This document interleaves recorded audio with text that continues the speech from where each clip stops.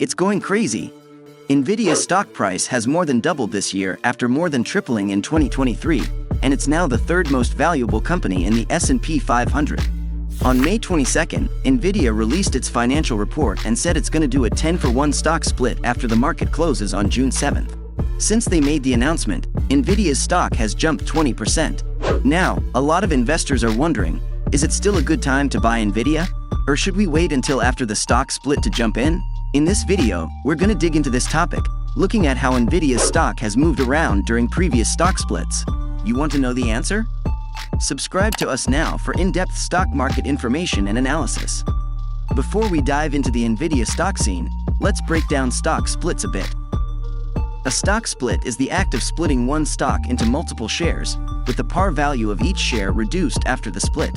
So, a stock split is when they take one stock and slice it into multiple pieces, kinda like cutting a cake into smaller slices. For example, Nvidia's gonna dish out 9 extra shares to each investor for every one they already own in the upcoming split. Now, here's the scoop. When a stock splits, the total value doesn't change, nor does what you own. It's just about making those shares more bite-sized. But here's the kicker. It makes the stock more liquid, meaning easier to trade. Plus, post-split shares are cheaper, which is nice for regular folks like us. People usually see stock splits as a good sign, like the company's all hyped up about the future. And usually, it drums up some positive vibes about the stock price. According to BofA Global Research, stocks tend to climb about 25% in the year after a split's announced, compared to 12% for the broad index. But hold your horses, a split doesn't always guarantee a price bump. Just look at Tesla, it tanked nearly 12% in the year after announcing its split in 2022. It was part of that 30% of companies that actually saw their stock prices dip post-split. But hey, there were some outliers, like Copart, that saw their shares soar like crazy.